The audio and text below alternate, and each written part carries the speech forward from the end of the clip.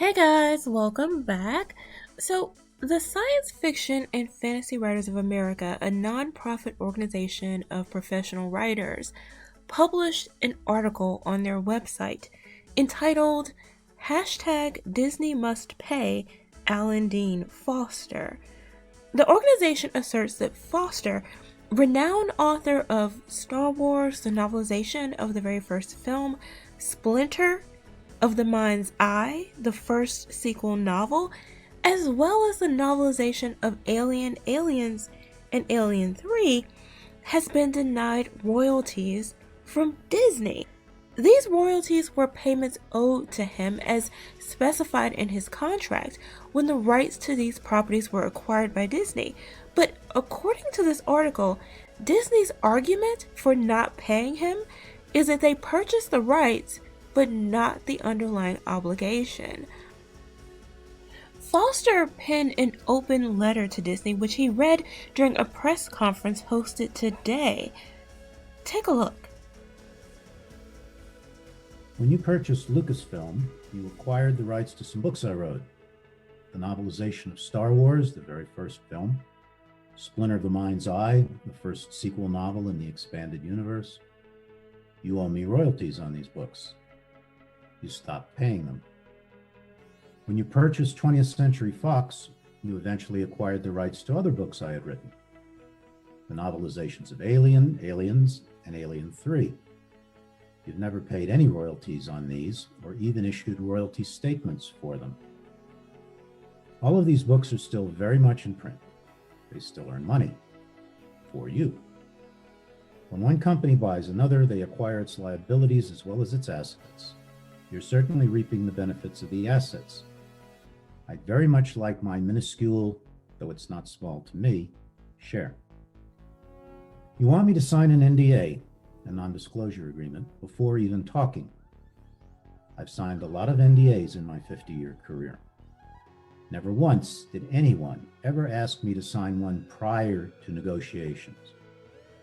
The obvious reason that once you sign, you can no longer talk about the matter at hand. Every one of my representatives in this matter, with many, many decades of experience in such business, echo my bewilderment. You continue to ignore requests from my agents. You continue to ignore queries from Science Fiction Writers of America. You continue to ignore my legal representatives. I know this is what gargantuan corporations often do. Ignore requests and inquiries hoping the petitioner will simply go away, or possibly die. But I'm still here, and I am still entitled to what you owe me, including not to be ignored just because I'm only one lone writer. How many other writers and artists out there are you similarly ignoring? My wife has serious medical issues, and in 2016, I was diagnosed with an aggressive variety of cancer. We could use the money, not charity, just what I'm owed.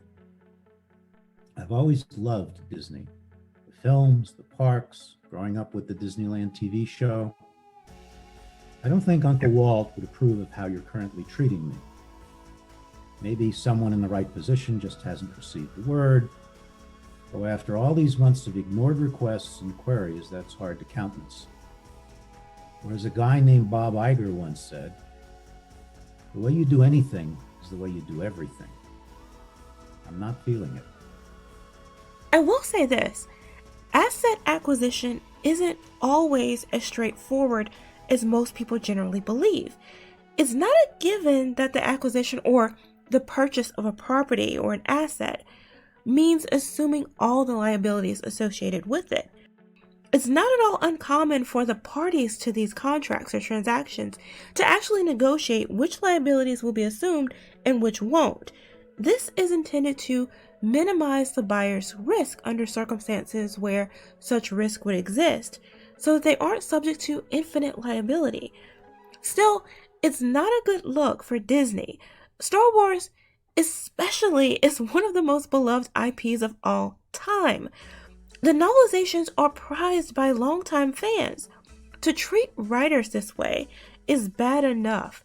To do so with a Star Wars writer with this legacy, when the company's already taking heat for its failed films and sequel trilogy, is more bad press they can't possibly believe they need. Not only should they pay this man what they should view themselves as owing him, they should hire him to help turn their company around. But hey, those are my thoughts. Let me know what you guys think in the comments below. Thanks for watching. Remember to like, comment, share, and subscribe, and I'll see you next time.